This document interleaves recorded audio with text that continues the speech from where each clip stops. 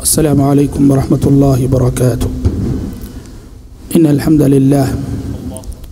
نحمده ونستعینه ونستغفره ونعوذ باللہ من شرور انفسنا ومن سیئات اعمالنا من يهده الله فلا مضل له ومن يضلل فلا هادي له واشهد ان لا اله الا الله وحده لا شريك له واشهد ان محمدا عبده ورسوله يا أيها الذين آمنوا اتقوا الله حق تقاته ولا تموتن إلا وأنتم مسلمون يا أيها الناس اتقوا ربكم الذي خلقكم من نفس واحدة وخلق منها زوجها وبث منهما رجالا كثيرا ونساء واتقوا الله الذي تساءلون به والأرحام إن الله كان عليكم رقيبا يا أيها الذين آمنوا اتقوا الله وقولوا قولا سديدا يصلح لكم أعمالكم ويغفر لكم ذنوبكم ومن يطع الله ورسوله فقد فاز فوزا عظيما أما بعد فإن خير الحديث كتاب الله وخير الهدي هدي محمد صلى الله عليه وسلم وشر الأمور محدثاتها وكل محدثة بدعة وكل بدعة ضلالة وكل ضلالة في النار رب اشرح لي صدري ويسر لي أمري واحلل عقدة من لساني يفقه قولي برادران اسلام اور پردہ نشین خواتین اسلام، اللہ رب العزت کا بے انتہا شکر و احسان ہے جس کی توفیق اور مدد سے کل ہم نے تذکرہ عشر مبشرہ کے عنوان سے ایک مبارک سلسلہ شروع کیا ہے، اور آج میں اس مبارک سلسلے کی دوسری کڑی لے کر آپ کی خدمت میں حاضر ہوں۔ کل کے درس میں میں نے تمہید کے طور پر آپ کے سامنے حضرات صحابہ کرام رضوان اللہ علیہم اجمعین کی خصوصیات کے حوالے سے گفتگو کی تھی، اور بتایا تھا کہ صحابہ کرام رضوان اللہ علیہم اجمعین کی یہ جماعت انسانی تاریخ میں بڑی خصوصیات کے حامل ہے، اور چند خصوصیتوں کا تذکرہ میں نے کل کے درس میں آپ کے سامنے کیا تھا، اور آج سے ہم باقاعدہ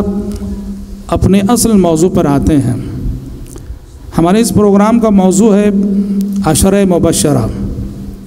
یعنی وہ 10 صحابہ جنہیں دنیا میں اللہ تعالیٰ نے اپنے پیغمبر حضرت محمد صلی اللہ علیہ وسلم کی زبانی جنت کی بشارت سنائی اور جنت کی خوشخبری سنائی۔ کون ہیں یہ 10 خوش نصیب؟ یہ 10 خوش نصیب ترمذی کی روایت ہے، عبد الرحمن ابن عوف رضی اللہ عنہ راوی ہیں۔ کہتے ہیں عبد الرحمن ابن عوف رضی اللہ عنہ کہ ایک مرتبہ نبی کریم صلی اللہ علیہ وسلم نے فرمایا، ابو بکر فی الجنہ وعمر فی الجنہ وعثمان فی الجنہ وعلی فی الجنہ وطلحة فی الجنہ والزبیر فی الجنہ وعبد الرحمن ابن عوف فی الجنہ وسعد بن ابی وقاص فی الجنہ وسعید بن زید فی الجنہ وابو عبیدۃ بن الجراح فی الجنہ۔ امام ترمذی عبد الرحمن ابن عوف رضی اللہ عنہ سے روایت کرتے ہیں کہ نبی کریم صلی اللہ علیہ وسلم نے ایک مرتبہ فرمایا کہ ابو بکر جنتی ہے، عمر فاروق جنتی ہے، عثمان غنی جنتی ہے، علی بن ابی طالب جنتی ہے، طلحہ بن عبید اللہ جنتی ہے، زبیر بن عوام جنتی ہے، عبد الرحمن ابن عوف جنتی ہے، سعد بن ابی وقاص جنتی ہے، سعید بن زید جنتی ہے، اور ابو عبیدہ بن جراح جنتی ہیں رضی اللہ عنہم اجمعین۔ حضرات یہ 10 نام ہیں، اور وہ 10 صحابہ ہیں جنہیں عشرہ مبشرہ کہا جاتا ہے، اور جنہیں نبی کریم صلی اللہ علیہ وسلم نے دنیا ہی میں جنت کی خوشخبری سنائی۔ یہاں ایک سوال پیدا ہوتا ہے اور پیدا ہونا چاہیے، اور میں سمجھتا ہوں کہ آپ میں سے بہت سارے لوگوں کے ذہنوں میں عشرہ مبشرہ کا تذکرہ سن کر یہ سوال پیدا ہوا ہوگا کہ کیا صحابہ میں صرف یہی 10 لوگ ہیں جنہیں دنیا میں جنت کی خوشخبری سنائی گئی؟ نہیں، بات ایسی نہیں۔ صحابہ کرام رضوانُल्लाह علیہم اجمعین میں بڑی تعداد ہے جنہیں اللہ کے نبی صلی اللہ علیہ وسلم نے دنیا ہی میں جنت کی خوشخبری سنائی۔ اگر ہم یہ دیکھتے چلیں کہ وہ کون صحابہ ہیں اور وہ کون صحابیات ہیں جنہیں اللہ کے نبی صلی اللہ علیہ وسلم نے دنیا ہی میں جنت کی خوشخبری سنائی، ایک طویل فہرست ہمارے سامنے آتی ہے۔ وہ بدو صحابی جو پیارے نبی کی خدمت میں آئے اور آ کر انہوں نے ارکان اسلام کے بارے میں پوچھا کہ اللہ کے نبی بتائیے اسلام کسے کہتے ہیں؟ پیارے نبی نے ارکان اسلام انہیں بتائے، شہادتین کا اقرار کرنا، نماز قائم کرنا، زکوٰۃ دینا، روزے رکھنا، حج کا ذکر نہیں اس لیے کہ حج اس وقت فرض نہیں ہوا تھا۔ یہ صحابی یہ کہتے ہوئے جانے لگے کہ واللہ لا ازید علی ھذا ولا انقص، اللہ کی قسم جو کچھ آپ نے مجھے بتایا ہے اس میں نہ میں کمی کروں گا اور نہ ہی اضافہ کروں گا۔ پیارے نبی صلی اللہ علیہ وسلم نے صحابہ سے فرمایا کہ دنیا میں اگر کسی جنتی کو دیکھنا ہو تو اس شخص کو دیکھ لو۔ اس بدو صحابی کو نبی کریم صلی اللہ علیہ وسلم نے جنت کی خوشخبری سنائی۔ حسن اور حسین رضی اللہ عنہما کو جنت کی خوشخبری سنائی جب آپ نے یہ فرمایا کہ سیدہ شباب اہل الجنہ، کہ میرے یہ دو نواسے حسن اور حسین رضی اللہ عنہما یہ جنتی نوجوانوں کے سردار ہیں۔ حضرت بلال کو آپ نے جنت کی خوشخبری سنائی جب آپ نے بلال رضی اللہ عنہ سے پوچھا کہ بلال کیا بات ہے، آخر تمہاری وہ کون سی نیکی اور کون سا عمل ہے کہ جب میں جنت میں داخل ہوا تو میں نے میرے آگے آگے تمہارے قدموں کی چھاپ سنی۔ بلال حبشی رضی اللہ عنہ نے کہا کہ اللہ کے نبی جب بھی میں وضو کرتا ہوں تحیۃ الوضو پڑھ لیا کرتا ہوں۔ حضرت جعفر طیار رضی اللہ عنہ کو آپ نے جنت کی خوشخبری سنائی جب وہ ایک غزوے میں شہید ہو گئے اور ان کے دونوں ہاتھ کاٹ دیے گئے۔ پیارے نبی صلی اللہ علیہ وسلم نے فرمایا کہ اللہ تبارک و تعالیٰ نے ان کے دو ہاتھوں کے بدلے انہیں دو پر لگا دیے ہیں اور وہ ان دو پروں کے ذریعے جنت میں اڑ رہے ہیں۔ حضرت عکاشہ بن محصن رضی اللہ عنہ کو آپ نے جنت کی خوشخبری سنائی جب پیارے نبی نے وہ تذکرہ کیا ان لوگوں کا اور اپنے ان امتیوں کا جو بنا حساب و بنا عذاب کے جنت میں جائیں گے۔ عکاشہ بن محصن الاسدی رضی اللہ عنہ نے کہا کہ یا رسول اللہ ادعو اللہ ان یجعلنی منہم، اے اللہ کے نبی دعا کیجئے کہ میرا شمار بھی انہی خوش نصیبوں میں ہو جائے جو بنا حساب و بنا عذاب کے جنت میں جاتے ہیں۔ تو پیارے نبی نے کہا کہ انت منہم، عکاشہ تمہارا شمار انہی جنتیوں میں سے ہے۔ ان میں خواتین کی ایک طویل فہرست آتی ہے۔ ام المومنین خدیجہ الکبریٰ رضی اللہ عنہا، جبریل امین پیارے نبی کی خدمت میں آئے اور آ کر کہا کہ اے محمد خدیجہ کو میرے رب کا سلام اور میرا سلام پہنچا دیجئے اور خدیجہ کو جنت میں ایک محل کی ضمانت اور ایک محل کی بشارت سنا دیجئے کہ اللہ تبارک و تعالیٰ نے جنت میں خدیجہ کے لیے ایک محل تعمیر کر رکھا ہے۔ حضرت فاطمہ رضی اللہ عنہا کو آپ نے جنت کی بشارت سنائی جب حضرت فاطمہ رضی اللہ عنہ ایک مرتبہ پیارے نبی کی وفات کی بات اور پیشن گوئی سن کر رونے لگی، تب آپ نے ان سے فرمایا کہ بیٹا رونا مت، اس لیے کہ میرے بعد میرے رشتہ داروں میں مجھ سے سب سے پہلے آ کر ملنے والی تم ہو۔ اسی طرح پیارے نبی صلی اللہ علیہ وسلم نے اس حبشی خاتون کو جنت کی خوشخبری سنائی جو آپ کی خدمت میں آئی اور آ کر شکایت کی کہ اللہ کے نبی مجھ پر بیماری کا حملہ ہوتا ہے، یا ایک روایت کے مطابق اگر دیکھیں تو کہا کہ مجھ پہ جن وارد ہوتا ہے اور میں پچھاڑی جاتی ہوں، گر جاتی ہوں، دعا کیجیے کہ اللہ مجھے شفا دے دے۔ پیارے نبی صلی اللہ علیہ وسلم نے کہا کہ چاہو تو میں تمہارے حق میں دعا کر دوں اور تمہیں شفا مل جائے، لیکن اس سے بہتر میرا مشورہ یہ ہے کہ میں شفا کی دعا نہیں کروں گا اور اس تکلیف پہ اور اس مصیبت پہ صبر کرنا، اور اس صبر کے بدلے میں تمہیں جنت کی بشارت اور جنت کی ضمانت دیتا ہوں۔ یہ سن کر اس صحابیہ نے کہا کہ اگر آپ کی زبانی مجھے جنت کی ضمانت مل رہی ہے تو پھر مجھے شفا نہیں چاہیے، مجھے جنت چاہیے۔ صحابہ کہتے ہیں کہ عہد نبوت کے بعد جب کبھی ایک خاتون گزرا کرتی تھی، صحابہ آپس میں ایک دوسرے سے کہتے تھے دنیا میں اگر کسی جنتی کو دیکھنا ہو تو اس خاتون کو دیکھ لو۔ اور اس کے علاوہ میرے بھائیوں اور کئی صحابہ کی جماعتیں جنہیں پیارے نبی صلی اللہ علیہ وسلم نے اجتماعی طور پر جنت کی بشارتیں سنائی ہیں۔ آل یاسر ہیں، حضرت یاسر، ان کی بیوی سمیہ اور ان کے بیٹے عمار، مکی زندگی میں ستائے جاتے تھے، پریشان کیے جاتے تھے، نبی کریم صلی اللہ علیہ وسلم کا گزر ان پر سے ہوتا اور آپ انہیں تسلی دیتے ہوئے کہتے صبراً یا آل یاسر، صبراً یا آل یاسر فإن موعدکم الجنہ، اے یاسر کے گھر والوں صبر کرو، اے یاسر کے گھر والوں صبر کرو کہ جنت تمہارا انتظار کر رہی ہے۔ تو آل یاسر کو آپ صلی اللہ علیہ وسلم نے جنت کی بشارت سنائی۔ نبی کریم صلی اللہ علیہ وسلم کے بدری صحابہ کو جنت کی خوشخبری سنائی گئی۔ جب اللہ کے نبی صلی اللہ علیہ وسلم نے یہ فرمایا کہ غزوہ بدر کے بعد اللہ تبارک و تعالیٰ نے نبی کے بدری صحابہ سے مخاطب ہو کے فرمایا تھا اعملوا ما شئتم فقد غفرت لکم، میرے پیغمبر کے بدری ساتھیوں آج کے بعد جو کرنا ہے کر گزرو، میں نے تمہارے حق میں بخشش لکھ دی ہے۔ بیعت الرضوان میں شریک صحابہ، صلح حدیبیہ کے موقع پر درخت کے نیچے نبی کریم صلی اللہ علیہ وسلم نے جن صحابہ سے بیعت لی تھی، پیارے 1400 سے زائد کی تعداد تھی ان صحابہ کی، 1500 کے قریب تھی یہ تعداد۔ پیارے نبی نے ان 1500 صحابہ کے سلسلے میں فرمایا تھا کہ لا يدخل النار احد ممن بايع تحت الشجرہ، جن لوگوں نے درخت کے نیچے میرے ہاتھ پہ بیعت کی ان میں سے کوئی شخص جہنم میں نہیں جائے گا۔ تو حضرات کہنا یہ ہے کہ صحابہ کرام رضوان اللہ یعنی مجمعین کی ایک بڑی تعداد ہے جنہیں نبی کریم صلی اللہ علیہ وسلم نے جنت کی بشارت سنائی۔ جب بات ایسی ہے تو سوال پیدا ہوتا ہے کہ صرف ان صحابہ کو عشرہ مبشرہ کیوں کہا جاتا ہے؟ ان صحابہ کو عشرہ مبشرہ اس لیے کہا جاتا ہے کہ اللہ کے نبی صلی اللہ علیہ وسلم نے دوسروں کے مقابلے میں ان 10 صحابہ کا نام ایک ساتھ لے کر ایک مجلس میں بیک وقت انہیں جنت کی خوشخبری سنائی، جس کا مطلب یہ ہوا کہ جنتیوں کی اس طویل فہرست میں ان 10 صحابہ کا مقام کچھ اور ہے۔ جنتیوں کی اس طویل فہرست میں اور ان جنتی صحابہ میں یہ 10 صحابہ سب سے اعلیٰ مقام رکھتے ہیں، سب سے اونچا مقام رکھتے ہیں۔ یہی وجہ ہے کہ جنت کی بشارت پانے والے بے شمار صحابہ میں ان 10 صحابہ کو خصوصی مقام حاصل ہوا اور ان کے لیے اصطلاحی مقرر ہو گئی عشر مبشرہ کے نام سے۔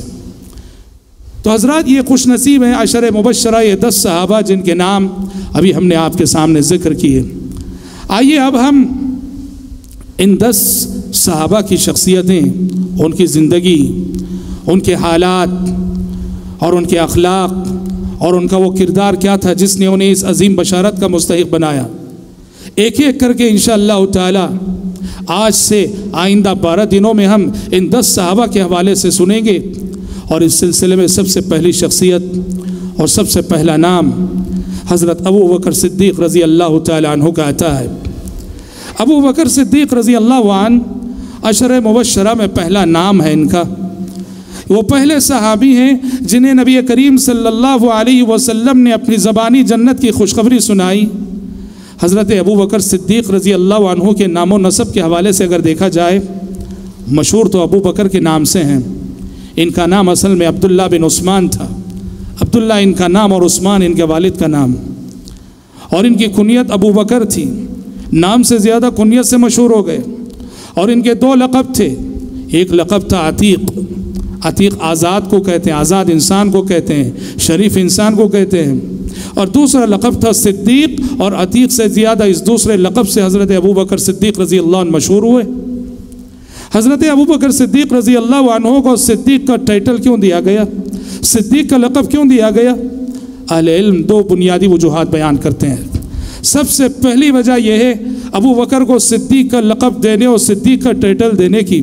کہ جب پیارے نبی صلی اللہ علیہ وسلم دنیا میں نبی بن کر آئے، دنیا میں رسول بن کر آئے، تو نبی کریم صلی اللہ علیہ وسلم پر سب سے پہلے ایمان لانے والے اور سب سے پہلے آپ کی تصدیق کرنے والے ابو بکر صدیق تھے۔ یہی وجہ ہے کہ بعض موقع پر پیارے نبی نے جب حضرت ابو بکر کو دوسروں سے تکلیف پہنچتی تھی، آپ لوگوں سے مخاطب ہو کے کہتے تھے، لوگوں ابو بکر کے سلسلے میں کچھ نہ کہو، ابو بکر کو تکلیف نہ دو، اس لیے کہ جب ساری دنیا مجھے جھوٹا کہہ رہی تھی ابو بکر نے مجھے سچا جانا تھا۔ جب ساری دنیا مجھے جھوٹا کہہ رہی تھی تو ابو بکر تھا جس نے مجھے کہا کہ آپ سچے نبی ہیں۔ اور حضرات ابو بکر کے صدیق کہلانے کی دوسری وجہ یہ ہے کہ مشکل سے مشکل اوقات میں نبی کریم صلی اللہ علیہ وسلم کی کہی ہوئی باتوں کی تصدیق انہوں نے کی۔ خصوصاً سیرت نگار ذکر کرتے ہیں کہ جب پیارے نبی صلی اللہ علیہ وسلم معراج کی رات گھر لوٹے، مشرکین مکہ کو صبح بتایا، رات کا جو سفر ہوا تھا سفر کی ساری تفصیلات سنائی کہ آج کی رات میں مکے سے بیت المقدس گیا اور بیت المقدس سے میں 7 آسمانوں کی سیر کرایا۔ مشرکین مکہ نے مذاق بنا لیا، مذاق کرنے لگے۔ ابو جہل ابو بکر صدیق رضی اللہ عنہ کے پاس پہنچا اور اس نے کہا کہ ابو بکر ذرا یہ بتاؤ، اگر کوئی شخص یہ کہتا ہے کہ وہ ایک رات میں مکہ سے بیت المقدس جا کر آ گیا، یقین کرو گے تم؟ مانو گے تم؟ ابو بکر صدیق رضی اللہ عنہ نے کہا کہ ایک رات میں مکہ سے بیت المقدس ناممکن ہے، نہیں مانوں گا میں۔ ابو جہل نے کہا کہ دیکھو تمہارے ساتھی محمد، ان کا دعویٰ ہے نہ صرف یہ کہ وہ مکہ سے بیت المقدس جا کر آ گئے، بلکہ وہ کہہ رہے ہیں کہ 7 آسمانوں کی سیر کرائے۔ ابو بکر صدیق رضی اللہ عنہ نے بلا تأمل فرمایا کہ اگر محمد صلی اللہ علیہ وسلم کہہ رہے ہیں تو میں ابھی فوراً مانتا ہوں، تسلیم کرتا ہوں۔ تو حضرات، ابو بکر صدیق رضی اللہ عنہ کی جانب سے یہ غیر معمولی ایمان اور آپ صلی اللہ علیہ وسلم کی باتوں کی غیر معمولی تصدیق، آپ صلی اللہ علیہ وسلم نے اس وجہ سے ابو بکر کو صدیق کا لقب دیا اور صدیق کا ٹائٹل دیا۔ اہل علم ذکر کرتے ہیں، مفسرین ذکر کرتے ہیں کہ سورہ زمر کی آیت والذی جاء بالصدق وصدق به اولئک هم المتقون، والذی جاء بالصدق وصدق به اولئک هم المتقون، کہ متقی کون ہیں؟ جو سچائی کو لے کر آئے اور جو سچائی کی تصدیق کرے وہی متقی ہیں۔ مفسرین ذکر کرتے ہیں کہ جاء بالصدق سے مراد رسول اللہ صلی اللہ علیہ وسلم، سچائی کو لانے والے اور سچائی کی تصدیق کرنے والی شخصیت سے مراد ابو بکر صدیق رضی اللہ عنہ کی شخصیت ہے۔ گویا اللہ تعالیٰ کے کلام میں بھی ابو بکر کو صدیق کا لقب دیا گیا، صدیق کا ٹائٹل دیا گیا، جب اللہ تعالیٰ اس آیت میں فرماتا ہے وَمَن يُطِعِ اللَّهَ وَالرَّسُولِ وَمَن يُطِعِ اللَّهَ وَالرَّسُولِ فَأُولَئِكَ مَعَ الَّذِينَ أَنْعَمَ اللَّهُ عَلَيْهِمْ مِنَ النَّبِيِّينَ وَالصِّدِّيقِينَ وَالشُّهَدَاءِ وَالصَّالِحِينَ۔ حضرات، ابو بکر صدیق رضی اللہ عنہ مشہور قول کے مطابق عام الفیل کے تقریباً 2.5 سال بعد پیدا ہوئے۔ پیارے نبی کی ولادت عام الفیل میں ہوئی تھی، جس سال ہاتھی والوں کا واقعہ ہوا تھا۔ ابراہا نے خانہ کعبہ پہ حملہ کرنے کی کوشش کی اور اللہ تبارک و تعالیٰ کی جانب سے معجزہ ظاہر ہوا کہ ابابیل پرندے آ گئے اور ابراہا کا سارا لشکر سبحان اللہ خاکستر کر دیا گیا۔ اس سال کو عام الفیل کہا جاتا ہے۔ نبی کریم صلی اللہ علیہ وسلم کی ولادت اس سال ہوئی تھی۔ اس کے ٹھیک 2.5 سال بعد ابو بکر صدیق رضی اللہ عنہ کی ولادت ہوئی۔ اس طرح ابو بکر صدیق رضی اللہ عنہ نبی کریم صلی اللہ علیہ وسلم کے مقابلے میں 2.5 سال چھوٹے تھے، اور یہ ابو بکر کی خوش نصیبی تھی، اور یہ ابو بکر کی سعادت مندی تھی، اور یہ ابو بکر کی سبحان اللہ دنیا اور آخرت میں کامیابی کی ضمانت تھی کہ بچپن ہی سے انہیں نبی کریم صلی اللہ علیہ وسلم کی رفاقت نصیب ہوئی۔ اس دنیا میں اگر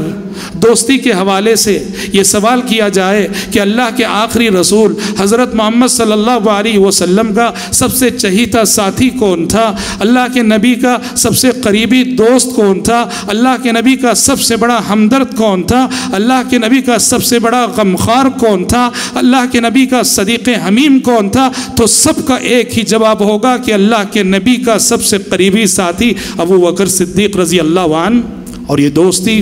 اور یہ صحبت بچپن سے ہی ابو بکر صدیق رضی اللہ عنہ کو یہ سعادت نصیب ہوئی، اور اللہ تعالیٰ کے نزدیک یہ دوستی ایسے مقبول ہوئی اور ایسے منظور ہوئی کہ رب العالمین نے اس دوستی کو دنیا کے ساتھ ساتھ آخرت میں بھی باقی رکھا۔ آخرت میں تو دوستی باقی رہے گی ہی، عالم برزخ میں بھی اللہ کے نبی صلی اللہ علیہ وسلم کی قربت ابو بکر کو نصیب ہوئی، جب ابو بکر کو یہ اعزاز ملا کہ محمد عربی صلی اللہ علیہ وسلم کی قبر کے بازو ان کی قبر ہو، اور ابو بکر کو محمد عربی صلی اللہ علیہ وسلم کے پہلو میں سلایا گیا، دفن کیا گیا۔ اس طرح تینوں عالم دنیا، عالم برزخ اور عالم آخرت، ان تینوں مقامات پہ ابو بکر صدیق رضی اللہ تعالیٰ عنہ کو محمد عربی صلی اللہ علیہ وسلم کی دوستی، آپ کی صحبت، آپ کی رفاقت اور آپ کی قربت نصیب ہوئی۔ اور یہ وہ اعزاز ہے کہ جس اعزاز پہ جتنا زیادہ رشک کیا جائے کم ہے، جتنا زیادہ رشک کیا جائے کم ہے۔ محمد عربی صلی اللہ علیہ وسلم کی جو محبت ابو بکر کو ملی، آپ کی محبت کا جو حصہ ابو بکر کے حصے میں آیا، اللہ کی قسم دنیا میں کسی اور شخصیت کے حصے میں نہیں آیا۔ عمرو بن العاص رضی اللہ عنہ کہتے ہیں کہ میں نے ایک مرتبہ پیارے نبی سے پوچھا، کہا کہ اللہ کے نبی آپ کے نزدیک سب سے زیادہ محبوب کون ہے؟ آپ کے نزدیک سب سے زیادہ محبوب کون ہے؟ پیارے نبی نے کہا کہ عائشہ۔ پیارے نبی نے کہا کہ عائشہ، کہا کہ عائشہ میرے نزدیک سب سے زیادہ محبوب۔ عمرو بن العاص رضی اللہ عنہ نے کہا میں نے پوچھا کہ مردوں میں آپ کے نزدیک سب سے زیادہ محبوب کون ہے؟ پیارے نبی نے کہا کہ ابوہا، عائشہ کا باپ رضی اللہ عنہ وارضاہ۔ حضرات طبقہ صحابہ میں، صحابہ کی جماعت میں ابو بکر صدیق رضی اللہ عنہ کی خصوصیات کیا تھیں اور وہ صفات کیا تھیں جن صفات سے ابو بکر صدیق رضی اللہ عنہ کی شخصیت ممتاز ہوئی؟ طویل فہرست ہے، بڑی خصوصیات ہیں ابو بکر صدیق کی۔ سب سے بڑی خصوصیت میں آپ کو بتاؤں، ابو بکر کو یہ جو مقام ملا کہ افضل البشر بعد الانبیاء، یا یوں کہیے احتیاط کے ساتھ اگر ہم کہیں اس امت میں محمد عربی صلی اللہ علیہ وسلم کے بعد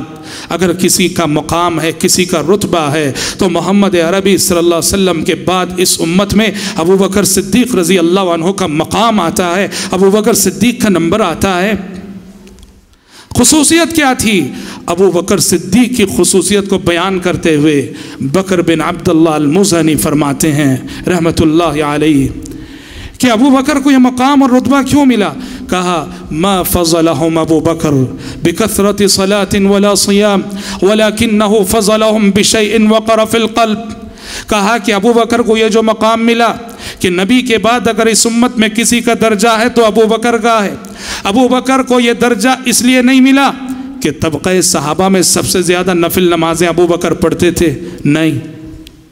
ہو سکتا ہے کہ صحابہ میں ابو بکر سے زیادہ نفل نمازیں پڑھنے والے رہے ہوں۔ ابو بکر کو یہ مقام اس لیے نہیں ملا کہ طبقہ صحابہ میں سب سے زیادہ نفل روزے رکھنے والے تھے، نہیں، ہو سکتا ہے کہ صحابہ میں ابو بکر سے زیادہ نفل روزے رکھنے والے رہے ہوں۔ پھر ابو بکر کو یہ جو مقام ملا کس بنا ملا؟ بکر بن عبداللہ المزنی فرما دیں وَلَكِنَّهُ بِشَيْءٍ وَقَرَ فِي الْقَلْبِ۔ ابو بکر کو یہ جو مقام ملا وہ دل کے ایمان کی وجہ سے ملا، دل کے یقین کی وجہ سے ملا، یعنی جس معیار کا ایمان ابو بکر کے دل میں تھا، جس کوالٹی کا ایمان ابو بکر کے دل میں تھا، دنیا کی کسی شخصیت کے دل میں ویسا ایمان اور یقین نہیں دیکھا گیا۔ اللہ تعالیٰ کے نزدیک بندوں کے درجات کا تفاوت دل کے جذبات، دل کے ایمان، دل کے یقین اور دل کی کیفیت کی بنیاد پر ہوتا ہے۔ پیارے نبی کی وعدوں، پیارے نبی کی باتوں اور آسمان سے آنے والی وحی کے پیغامات پر جیسا ایمان اور جیسا یقین ابو بکر کا تھا، اللہ کی قسم ویسا ایمان محمد عربی صلی اللہ علیہ وسلم کے بعد کسی اور دل میں نہیں دیکھا گیا۔ شیخ الاسلام ابن تیمیہ نے ایک بہت بڑی بات روایت کی ہے، منہاج السنہ نبویہ میں بسند صحیح نقل کرتے ہیں کہ حضرت عمر نے ایک مرتبہ فرمایا، ابو بکر کی خصوصیت کو بیان کرتے ہوئے کہا کہ اگر اللہ کے قسم اگر قیامت تک آنے والے امت محمدیہ کے سارے افراد کے ایمان کو ترازو کے ایک پلڑے میں رکھ دیا جائے اور ابو بکر صدیق کے ایمان کو ترازو کے دوسرے پلڑے میں رکھ دیا جائے تو ابو بکر صدیق کا پلڑا بھاری ہو جائے گا، وزنی ہو جائے گا، اور پوری امت کا پلڑا جو ہے ہلکا ہو کر اوپر اٹھ جائے گا۔ بہت بڑی بات تھی میرے بھائیوں۔ پیارے نبی صلی اللہ علیہ وسلم نے حضرت ابو بکر کی اسی خصوصیت کی طرف اشارہ کرتے ایک حدیث میں فرمایا، بخاری شریف کی حدیث ہے کہ آپ نے پرانی امت کا ایک واقعہ بیان کیا چھوٹا سا، کہا کہ ایک کسان اپنے بیل کو لے کر ہل جوت رہا تھا، اپنے کھیت میں بیل کو لے کر ہل جوت رہا تھا، اچانک اپنے بیل پہ جو ہے چڑھ بیٹھا، بیل کی سواری کر بیٹھا۔ بیل نے اپنے آقا اور مالک سے کہا لم نخلق لہذا وانما خلقنا للحرث، اللہ نے ہمیں سواری کے لیے پیدا نہیں کیا ہے، ہمیں ہل جوتنے کے لیے پیدا کیا ہے، تم ہماری سواری کر رہے ہو۔ یہ حدیث غیر معمولی بات ہے، گائے بول رہی ہے، بیل بول رہی ہے،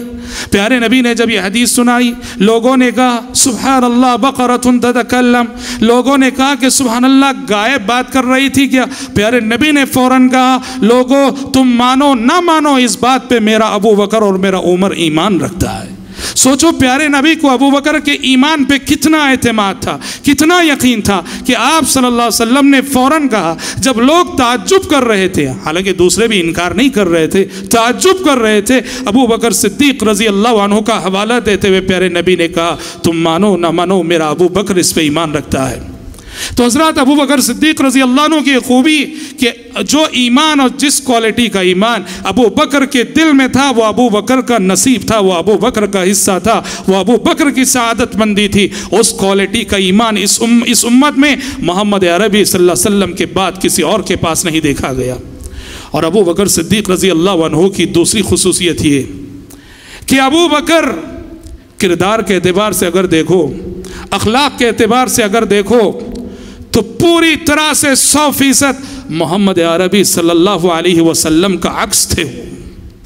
اخلاق میں، کردار میں، معاملات میں، چال چلن میں اگر دیکھو محمد عربی صلی اللہ علیہ وسلم کا عکس تھے، وہ آپ کے کردار کی تصویر تھے، وہ محمد صلی اللہ علیہ وسلم کے اخلاق کیریکٹر کردار میں ابو بکر صدیق کے اخلاق کیریکٹر کردار میں کوئی فرق نہ تھا۔ اور اس کی شہادت کون دیتا ہے؟ بخاری میں بھی یہ روایت اور سیرت کی تمام کتابوں میں یہ روایت، جب مکے میں حالات دیگرگو ہونے لگے اور صحابہ اپنے ایمان کو بچانے کے لیے مکہ چھوڑ کے ہجرت کرنے لگے،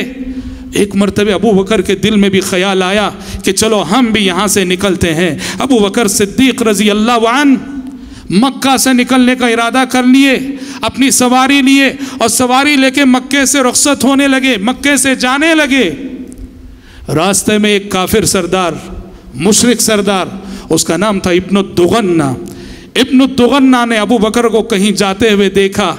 ابن الدغنہ نے ان کا راستہ روکا، کہا ابو بکر کہاں جا رہے ہو؟ ابو بکر نے کہا کہ میں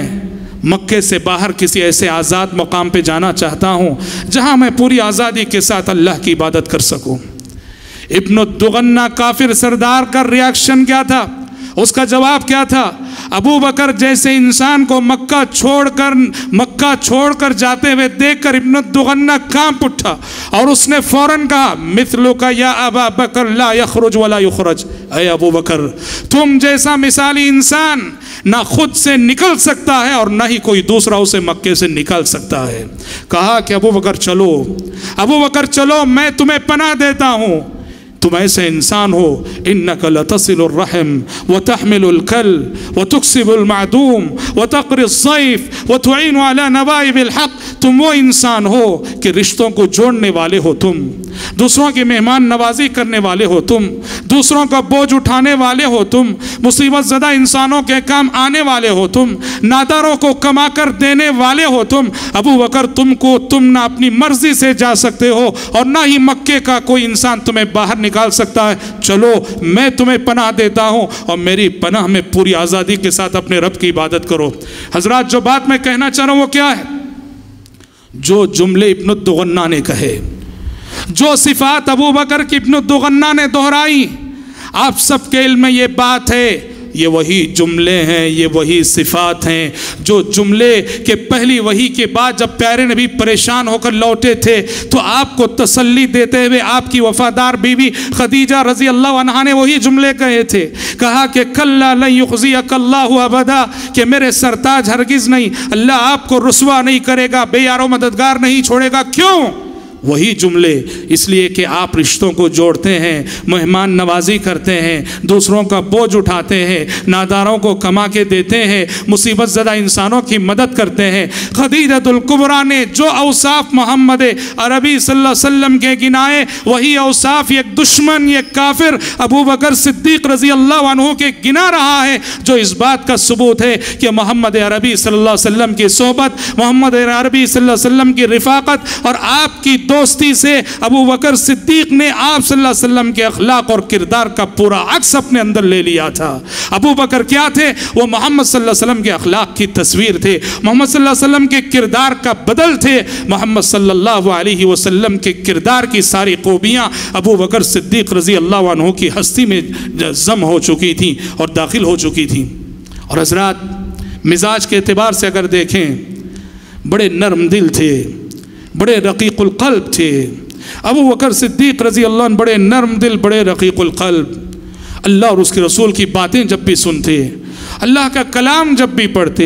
قرآن مجید کی تلاوت جب بھی کرتے، ابو بکر صدیق کی آنکھوں سے بے ساختہ آنسو بہ پڑتے تھے۔ مکی زندگی کا واقعہ ہے، ابو بکر صدیق رضی اللہ عنہ اپنے گھر کے صحن میں، جہاں ان کا گھر تھا، صحن میں انہوں نے چھوٹی سی مسجد بنا رکھی تھی، چھوٹا سا مصلی بنا رکھا تھا، اور وہاں کھڑے ہو کر ابو بکر نماز پڑھتے تھے، اور نماز میں قرآن مجید بآواز بلند پڑھتے تھے۔ حالانکہ مکی زندگی میں ابھی جماعت کا حکم نہیں آیا تھا، جماعت کے ساتھ نماز نہیں ہوتی تھی، ہر صحابی اپنے طور پہ نماز پڑھتے تھے۔ ابو بکر اپنے گھر کے صحن میں انہوں نے جو مصلی بنا رکھا تھا، وہاں کھڑے ہو کے نماز پڑھتے، اور نماز میں قرآن کی تلاوت کرتے ہوئے اتنا روتے کہ ان کے رونے کی وجہ سے، ان کی تلاوت کی وجہ سے مشرکین کی عورتیں، مشرکین کے بچے سب آ کر ابو بکر کو گھیر لیتے۔ چاروں طرف سے مشرکین کی عورتیں اور بچوں نے گھیر رکھا ابو بکر کو۔ ابو بکر کی نماز جاری ہے، ابو بکر کی تلاوت جاری ہے، ابو بکر کا رونا جاری ہے، ابو بکر کے آنسو جاری ہیں، یہاں تک کہ ابو بکر صدیق کے ان آنسوؤں کی وجہ سے مشرکین کی عورتوں کے دلوں میں ایمان اترنے لگا، مشرکین کے بچے متاثر ہونے لگے۔ ابو بکر کے آنسو دعوت و تبلیغ کا پیغام بن گئے۔ مشرکین نے ابو بکر سے مجبور ہو کے ڈیمانڈ کیا کہ ابو بکر، تمہارا یہ رونا، تمہارا یہ قرآن کا پڑھنا ہمارے بیوی بچوں کے عقیدے کے لیے آزمائش اور چیلنج بن رہا ہے۔ تم نماز پڑھ سکتے ہو، گھر کے اندر پڑھو، تم قرآن پڑھ سکتے ہو، گھر کے اندر پڑھو، ہم تمہیں باہر پڑھنے کی اجازت نہیں دیں گے۔ بڑے رقیق القلب تھے، اور جیسا کہ دوسرے موقعوں پر بھی آتا ہے، ابو بکر صدیق رضی اللہ عنہ کی آنکھوں سے آنسو بہت جلد بہ پڑتے تھے۔ اور حضرات ابو بکر صدیق رضی اللہ عنہ کی ایک اور خوبی یہ ہے کہ خیر کے ہر میدان، دیکھو عموماً انسانوں میں ہوتا یہ ہے کہ انسان اعمال میں جو ہے کسی انسان کا رجحان کسی عمل کی طرف زیادہ رہتا ہے، کسی کا دل نفل نمازوں میں زیادہ لگتا ہے، وہ بہت زیادہ نفل نمازیں پڑھتا ہے، کسی کا دل روزوں میں زیادہ لگتا ہے، وہ بہت زیادہ نفل روزے رکھتا ہے، کوئی تیسرا ہے اسے نفل نمازیں اور نفل روزے تو اس کی زندگی میں نہیں، مگر صدقہ و خیرات سے اسے بڑی دلچسپی ہے۔ یہ جو نیک اعمال ہیں یہ بندوں کے اندر تقسیم ہوئے نظر آتے ہیں، ہر انسان کے اندر ہر عمل، ہر نیکی اور ہر خوبی نظر نہیں آتی، مگر ابو بکر صدیق کے کردار کا کمال یہ تھا، نیکی کے ہر میدان میں ابو بکر کی حصے داری تھی، خیر کے ہر میدان میں ابو بکر کی حصے داری تھی۔ ابو بکر صدیق رضی اللہ عنہ کے دن میں صبح سے شام تک کیے ہوئے اعمال کو اگر آپ دیکھیں گے تو ابو بکر صدیق کی زندگی میں تقریباً تمام نیکیاں آپ کو جو ہے نظر آتی تھی، جو نیکیاں کے ایک مومنانہ کردار کی علامت ہوتی ہیں۔ مسلم کی مشہور روایت ہے، جب پیارے نبی نے ایک مجلس جمی تھی، صحابہ بیٹھے ہوئے تھے، آپ صلی اللہ علیہ وسلم نے پوچھا من اصبح منکم اليوم صائما، کہا کہ لوگوں بتاؤ آج کون تم میں سے روزے سے؟ ابو بکر نے کہا کہ میں۔ آپ نے دوسرا سوال کیا کہ آپ نے کہا کہ آج تم میں سے کس نے کسی غریب اور مسکین کو کھانا کھلایا؟ ابو بکر نے کہا کہ میں۔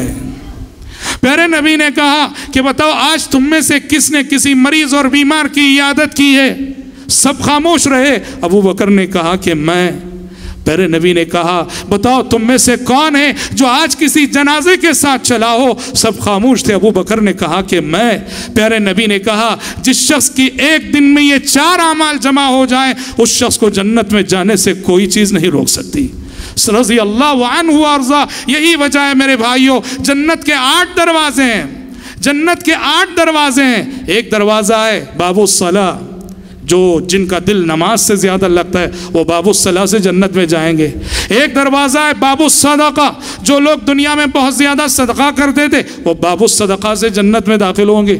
ایک دروازہ ہے باب الریان، جو نفل روزے رکھنے والے تھے وہ باب الریان سے جنت میں داخل ہوں گے۔ ایک دروازہ ہے باب الجہاد، جو مجاہدین ہیں وہ باب الجہاد سے جنت میں داخل ہوں گے۔ پیارے نبی نے جب یہ حدیث بیان فرمائی، ابو بکر صدیق نے پوچھا تھا اے اللہ کے نبی کوئی خوش نصیب ایسا بھی ہے کہ جسے جنت کے 8 دروازوں سے داخلہ نصیب ہوگا؟ تو پیارے نبی نے کہا کہ ابو بکر وہ خوش نصیب تم ہی ہو، وہ خوش نصیب تم ہی ہو، جنت کے 8 دروازوں سے تمہیں پکارا جائے گا، جنت کے 8 دروازوں سے تمہیں آواز دی جائے گی۔ کیوں؟ ابو بکر کی زندگی میں نماز بھی تھی، ابو بکر کی زندگی میں روزہ بھی تھا، ابو بکر کی زندگی میں صدقہ بھی تھا، ابو بکر کی زندگی میں جہاد بھی تھا، ابو بکر کی زندگی میں سارے اعمال خیر تھے، اور وہ بھی ان تمام اعمال اور عبادتوں کے اعلیٰ درجے پہ پہنچے ہوئے تھے۔ اسی لیے ابو بکر کا شمار ان خوش نصیب امتیوں میں ہوتا ہے جنہیں جنت کے 8 دروازوں سے آواز دی جائے گی۔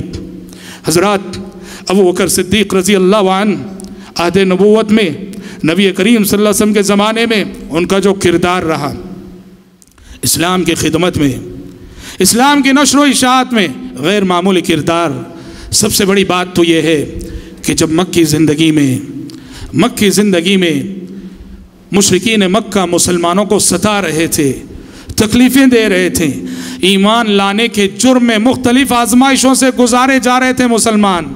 تو خصوصاً وہ ضعفاء، وہ کمزور جو غلام تھے، بلال حبشی رضی اللہ عنہ جیسے ضعفاء اور بلال حبشی جیسے کمزور جن کا آگے پیچھے کوئی نہ تھا، اور ان کے آقا اور ان کے سردار کافر تھے، وہ انہیں ستاتے تھے، مارتے تھے، پیٹتے تھے۔ ابو بکر صدیق کا یہ احسان ہے کہ ابو بکر صدیق رضی اللہ عنہ اپنے مال سے ایسے کمزور غلاموں کو خرید کر آزاد کرتے تھے جن کو ایمان لانے کی وجہ سے ستایا جا رہا تھا۔ چنانچہ بلال حبشی رضی اللہ عنہ جیسے بے شمار غلاموں کو ابو بکر صدیق نے اپنے پیسے سے خرید کر للہ فی اللہ جو آزاد کر دیا۔ اور دوسری بڑی منقبت یہ ہے کہ ابو بکر صدیق ایمان لانے کے بعد داعی بن گئے، اور ابو بکر صدیق کی دعوت پر بڑے بڑے لوگ ایمان لائے۔ عثمان بن عفان رضی اللہ عنہ جیسے جلیل القدر صحابہ ابو بکر صدیق کی دعوت پر ایمان لائے۔ ابو بکر اللہ کے فضل کے بعد ابو بکر صدیق رضی اللہ عنہ کی کوششیں تھیں۔ اور حضرات، ابو بکر صدیق رضی اللہ عنہ کی قربانی اور ان کی منقبت کا ایک پہلو یہ بھی ہے کہ سفر ہجرت میں انہوں نے پیارے نبی کی جو رفاقت اپنائی، سفر ہجرت میں پیارے نبی کا جو ساتھ انہوں نے اپنایا، یہ وہ سفر تھا جہاں قدم قدم پر موت کے خطرات منڈلا رہے تھے۔ اس نازک سفر میں اور اس نازک موقع پہ پیارے نبی کی رفاقت ابو بکر نے نبھائی، اور وہ بھی اس جذبے سے نبھائی کہ ہر قدم اپنی جان سے زیادہ پیارے نبی کی جان کی فکر ہوتی تھی۔ ہم نے سیرت کے درس میں بیان کیا تھا، مدینے کی طرف جا رہے ہیں پیارے نبی ابو بکر کے ساتھ۔ ابو بکر کبھی آپ صلی اللہ علیہ وسلم کے آگے چل رہے ہیں، کبھی آپ صلی اللہ علیہ وسلم کے پیچھے چل رہے ہیں، کبھی آگے کبھی پیچھے۔ پیارے نبی نے ابو بکر کو کبھی آگے ہوتے کبھی پیچھے ہوتے ہوئے دیکھا، پوچھا کہ ابو بکر کیا بات ہے، کبھی آگے چلتے ہو کبھی پیچھے چلتے ہو؟ ابو بکر نے کہا کہ اللہ کے نبی، میں آگے چل رہا ہوتا ہوں، اچانک میرے دل میں خیال آتا ہے کہ کہیں کوئی دشمن پیچھے سے آپ پہ حملہ نہ کر دے۔ یہ خیال جیسے ہی آتا ہے تو پیچھے آ جاتا ہوں کہ خطرہ آئے تو پہلے میری جان پر آئے، میری ذات پر آئے۔ اور جب میں پیچھے چلتا ہوں اچانک خیال آتا ہے کہیں کوئی دشمن سامنے گھات میں نہ بیٹھا ہو، یہ خیال آتا ہے تو سامنے آ جاتا ہوں کہ کوئی خطرہ آئے تو پہلے میری ذات پر آئے، آپ کی ذات محفوظ رہے۔ اس جان نثاری کے ساتھ خطرات سے بھرے ہوئے سفر میں پیارے نبی کی رفاقت انہوں نے نبھائی، اور یہی وجہ ہے اللہ تعالیٰ نے اپنے آخری کلام میں اس سفر کے حوالے سے ابو بکر صدیق کا تذکرہ سورہ توبہ 10ویں پارے میں کر دیا۔ امت سے مخاطب ہو کے فرمایا اِلَّا تَنْصُرُوهُ فَقَدْ نَصَرَهُ اللَّهُ إذ أخرجه الذين كفروا ثاني اثنين إذ هما في الغار إذ يقول لصاحبه لا تحزن إن الله معنا۔ اے امت محمد کے لوگوں، اگر تم محمد کی مدد کے لیے سامنے نہیں آؤ گے تو محمد کی مدد کے لیے میں ابو بکر جیسے انسانوں کو مسخر کر رکھا ہوں، ابو بکر جیسے انسانوں کو مسخر کر رکھا ہوں۔ جب وہ محمد صلی اللہ علیہ وسلم کے ساتھ غار میں تھے، اللہ تعالیٰ نے غار کے واقعے کی طرف اشارہ کیا۔ جب غار ثور میں چھپے ہوئے تھے، مشرکین تلاش کر رہے تھے، یہاں تک کہ تلاش کرتے کرتے غار ثور کے دہانے پہ پہنچ گئے۔ غار ثور کے دہانے پہ پہنچ گئے، نیچے سے ابو بکر کو نظر آ رہا ہے وہ کافر، ابو بکر دیکھ رہے اس کافر کو، مگر اس کافر کو یہ توفیق نہ ہوئی کہ وہ نگاہیں نیچی کر سکے۔ وہ غار کے پاس کھڑے ہو के दाएं बाएं इधर उधर देख रहा है। याद रखो, दुनिया में ईमान की आजमाइश सबसे बड़ी आजमाइश होती है। ईमान का इम्तिहान सबसे बड़ा इम्तिहान होता है। अबू बकर ने जब देखा मुशरिक आ चुका है, गार के दहाने खड़ा है, मुशरिकीन की पहुंच यहां तक हो चुकी है, बेचैन होकर प्यारे नबी से फरमाया कि अल्लाह के नबी, हम तो दो ही हैं, हम तो दो ही हैं, मुशरिकीन आ चुके हैं। प्यारे नबी ने कहा, मा ज़न्नुका बिस्नैन सालिसुहुम अल्लाह, अबू बकर हम दो नहीं हम तीन हैं, हम दो नहीं हम तीन हैं। ला तहज़न इन्नल्लाह मअना, अबू बकर गम न करना कि अल्लाह हमारे साथ है। हजरात, सफ़र हिजरत में प्यारे नबी सल्लल्लाहु अलैहि वसल्लम की माहियत और रिफ़ाक़त जो अबू बकर ने निभाई, सुभान अल्लाह, ये रिफ़ाक़त अबू बकर सिद्दीक़ को तबक़े सहाबा में एक अलग ही मुकाम देती है। और हजरात, अबू बकर सिद्दीक़ रज़ी अल्लाह अन्हु की खिदमत इस्लाम के हवाले से एक बहुत बड़ी खूबी ये है कि इन्होंने अपना माल, अपना पैसा और अपनी दौलत खिदमत इस्लाम के लिए वक्फ़ कर रखी। अपना माल, अपना पैसा, अपनी दौलत खिदमत इस्लाम के लिए वक्फ कर रखी। जब भी इस्लाम को पैसे की ज़रूरत हुई और जब भी प्यारे नबी ने मेंबर से ऐलान किया, सबसे आगे आगे अबू बकर सिद्दीक होते थे। और आपको मालूम है कि ग़ज़वा जैशुल उसरा के मौके पर जब प्यारे नबी ने ऐलान किया, घर में जो कुछ था वो सब कुछ प्यारे नबी की खिदमत में हाजिर कर दिया। और प्यारे नबी ने जब पूछा कि अपने अहलो अयाल और अपने बीवी बच्चों के लिए तुमने क्या छोड़ रखा है, अबू बकर ने कहा था कि अल्लाह और उसके रसूल को छोड़ आया हूं, उनके लिए मैं अल्लाह और उसके रसूल को छोड़ आया हूं। यही वजह है कि प्यारे नबी सल्लल्लाहु अलैहि वसल्लम ने एक मौके से फरमाया कि दुनिया में अबू बकर का माल मेरे जितना काम आया है, किसी और का काम इतना काम नहीं आया। अबू बकर ने अपने माल के ज़रिए से मेरी मदद, इस्लाम की मदद इतनी की है कि किसी और के माल से इस्लाम की इतनी खिदमत नहीं हुई। और हज़रात, अबू बकर सिद्दीक़ रज़ी अल्लाह अन्हु के इसी अजीम किरदार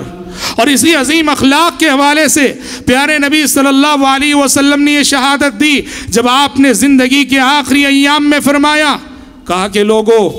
ज़िंदगी में मुझ पर जिसके भी एहसानात थे, ज़िंदगी में मुझ पर जिसके भी एहसानात थे, मैंने दुनिया ही में सबके एहसानात का बदला चुका दिया है। लेकिन मेरा एक अबू बकर है जिसके एहसानात का बदला मैं दुनिया में नहीं चुका सका हूँ। मुझे आखिरत का इंतज़ार है, हशर के मैदान में रब्बुल आलमीन ही अबू बकर के एहसानात का बदला चुकाएगा। अल्लाहु अकबर, कुर्बान जाइए ऐसे अबू बकर पर। यही वजह है कि खुद रब्बुल आलमीन अपनी आखिरी किताब कुरान मजीद में अबू बकर को क्या टाइटल देता है, उलुल फज़ल कहता है, फजीलत वाली शख्सियत, बुजुर्ग शख्सियत, अजीम हस्ती। जब अबू बकर सिद्दीक़ रज़ी अल्लाह अन्हु ने, मिस्ताह बिन असासा ने जब हादिसे इफ़्क के मौके पर माई आयशा सिद्दीक़ा रज़ी अल्लाह अन्हा की इज़्ज़त व आबरू से मुनाफिकीन ने खिलवाड़ किया था और उस प्रोपगंडे की इज्जत में कुछ सादिकुल ईमान लोग भी आ गए और उस प्रोपगंडे की इज्जत में आने वालों में मिस्ताह बिन असासा भी थे जो अबू बकर के रिश्तेदार थे। मिस्ताह बिन असासा की ज़बान से ऐसा जुमला निकल गया जिससे माई आयशा सिद्दीक़ा रज़ी अल्लाह अन्हा की आबरू पे आंच आती थी। हालांकि ये वही मिस्ताह हैं जो अबू बकर के खर्च पे पल रहे थे। अबू बकर ने देखा कि जो मिस्ताह जिस पे ये खर्च कर रहे हैं वही मिस्ताह इनकी पाक दामन बेटी की आबरू पे हमला कर बैठे। अबू बकर ने कसम खाई कि आज के बाद मिस्ताह को एक पाई नहीं दूंगा, एक पैसा नहीं दूंगा। आसमान से वही आ गई कि तुम में से जो फजीलत व बुजुर्गी वाले हैं उन्हें ऐसी कसम नहीं खानी चाहिए कि वो रिश्तेदारों को नहीं देंगे, मिस्कीनों को नहीं देंगे, मुहाजिरीन को नहीं देंगे। इसलिए कि मिस्ताह बिन असासा मिस्कीन भी थे, मुहाजिर भी थे, अबू बकर के रिश्तेदार भी थे। वही आ गई कि तुम में से फजीलत व बुजुर्गी वालों को ये कसम नहीं खानी चाहिए कि हम रिश्तेदारों को नहीं देंगे, मिस्कीनों को नहीं देंगे। ये वही जब फिर अल्लाह ने कहा, अला तुहिब्बूना यग़फ़िरल्लाहु लकुम, क्या तुम नहीं चाहते कि अल्लाह तुम्हें माफ़ करे, क्या तुम नहीं चाहते कि अल्लाह तुम्हें माफ़ करे। ये वही जब नाजिल हुई, अबू बकर सिद्दीक़ रज़ी अल्लाह अन्हु ने फ़ौरन कहा, क्यों नहीं परवरदिगारा, मैं ज़रूर ये चाहता हूँ कि तू मुझे माफ़ करे और तेरी बख्शिश का मैं हकदार बनूँ। अबू बकर सिद्दीक़ ने फ़ौरन अपनी कसम का कफ़ारा अदा किया और दोबारा मिस्ताह पर नानो नफ़क़ा जारी कर दिया और पहले जैसे खर्च करते थे वैसे खर्च करने लगे। कहना यह है कि इस आयत में अबू बकर सिद्दीक़ को अल्लाह ने उलुल फज़ल का टाइटल दिया। बुजुर्ग शख्सियत, बुजुर्ग हस्ती, फजीलत वाली शख्सियत, रब्बुल आलमीन जैसे उलुल फज़ल कह दे, रब्बुल आलमीन जैसे बुजुर्ग कह दे, रब्बुल आलमीन जैसे फजीलत वाली शख्सियत कह दे, उस शख्सियत के मकाम और मर्तबे और उस शख्सियत के किरदार की बुलंदी में कौन शक कर सकता है। हज़रात, ये अबू बकर सिद्दीक़ रज़ी अल्लाह अन्हु के किरदार का एक पहलू था, और अबू बकर सिद्दीक़ के किरदार का दूसरा पहलू वो है कि जहाँ आप सल्लल्लाहु अलैहि वसल्लम की आखिरी ज़िंदगी और आपके आखिरी अय्याम और फिर खिलाफत की ज़िम्मेदारी, अबू बकर जो खलीफा बने और खलीफा बनने के बाद उन्होंने जो कारनामे अंजाम दिए, इस हवाले से वो ये हमारी गुफ्तगू कल इंशाअल्लाह ताला होगी। और कल की गुफ्तगू में वाक़ियतन आपको नज़र आएगा कि अबू बकर की शख्सियत कैसी अजीमत वाली शख्सियत है और अबू बकर का हकीकी कारनामा क्या है। आज जो कुछ आपने सुना है, कल वाला कारनामा उससे अजीम कारनामा है जिसने अबू बकर को अबू बकर बनाया है। आज इसी पर हम इक्तिफा करते हैं और रब्बुल आलमीन से दुआ करते हैं कि रब्बुल आलमीन हम सबको अस्हाब रसूल रिज़वानुल्लाहि अलैहिम से सच्ची मोहब्बत करने की तौफीक अता फरमाए और अमली ज़िंदगी में हज़रात सहाबा इकराम रिज़वानुल्लाहि अलैहिम के नक्श क़दम पर चलने की तौफीक अता फरमाए। आमीन। व आखिरु दावाना अनिल हम्दुलिल्लाहि रब्बिल आलमीन।